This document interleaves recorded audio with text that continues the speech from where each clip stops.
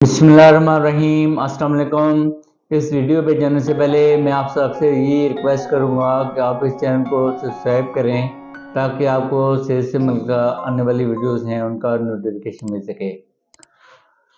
इस वीडियो में मैं आपको ये बताना चाहूँगा, अक्सर लोग हैं वो प्रॉपर डाइटिंग अपने मुआलिज के या अपने डाइटिशियन के बताए गए तरीके के मुताबिक कर रहे होते हैं, लेकिन उसके बावजूद वो अपने वज़न में कमी नहीं कर पाते।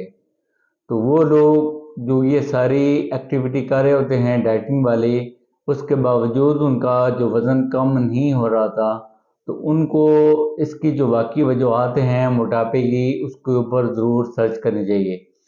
क्योंकि जो मोटापा है वो खाने पीने की आदत के अलावा और भी डिफरेंट फैक्टर होते हैं जिसकी वजह से हो रहा होता है।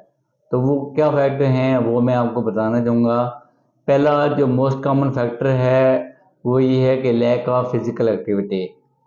अगर वो बंदा प्रॉपर डाइटिंग कर रहा है लेकिन वो प्रॉपर तौर पर फिज़िकल एक्टिविटी नहीं कर रहा, तो उसके बावजूद भी उसका जो वज़न है वो बढ़ रहा होता है। दूसरा जो मोस्ट कॉमन फैक्टर होता है वो जेनेटिक फैक्टर होता है।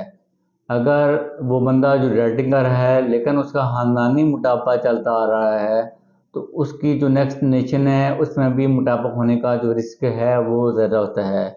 तो उसका जो मोटापा है इस जीन्स की वजह से कम नहीं हो रहा था।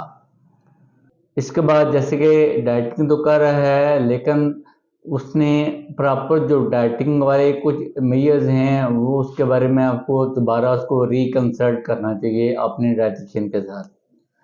चौथा इन्वायरमेंटल फैक्टर होता है, वो ये है कि अगर कोई बंदा ऐसे इन्वायरमेंट में काम कर रहा है जहाँ पे खाने पीने की आदत हैं वो काफ़ी हद तक नॉर्मल से हट कर हैं, तो उसको भी जो मोटापा है वो कम नहीं होता। इसके बाद जो स्ट्रेस फैक्टर है और डिप्रेशन है, इसकी वजह से भी जो मोटापा है वो कम नहीं होता। अगर कोई बंदा किसी भी डिप्रेसिव डिसऑर्डर में इन्वॉल्व है तो उसको चाहिए कि उसकी ट्रीटमेंट कराए ताकि उसका जो वज़न है वो कम करे। इसके बाद कुछ ऐसी मेडिसिन है स्पेशली एंटीसाइकोटिक मेडिसिन, उसकी वजह से भी लोगों का जो वज़न है वो बढ़ रहा होता है। अगर कोई बंदा डाइटिंग कर रहा है लेकिन उसका वज़न कम नहीं हो रहा और वो एंटीसाइकोटिक मेडिसिन ले रहा है, तो उसको भी अपने मालिज से इसके बारे में ज़रूर मशवरा करना चाहिए। कुछ मेडिकल डिसऑर्डर आते हैं जैसे कि hypothyroidism, polycystic ovarian syndrome, Cushing syndrome. इन मर्ज़ में मुब्तला भी लोग हैं, उनमें भी खतरा जो वज़न में इजाफा दिखने में आता है, तो उनको ये चाहिए कि मुआलिज के साथ अगर उनको ये डिसऑर्डर हैं तो इसकी ट्रीटमेंट कराए ताकि उसका जो मोटापा है वो कम हो सके। इसके बाद कुछ हार्मोनल डिसऑर्डर होते हैं जैसे कि इंसुलिन की एक्सेस होगी। इसके बाद कार्टिसोल का जो लेवल है उसकी वजह से भी जो हमारा जो वज़न है वो बढ़ रहा होता है।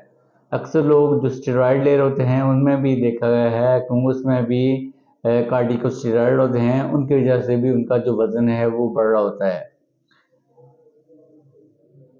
इसके बाद ये है कि लैक ऑफ स्लीप।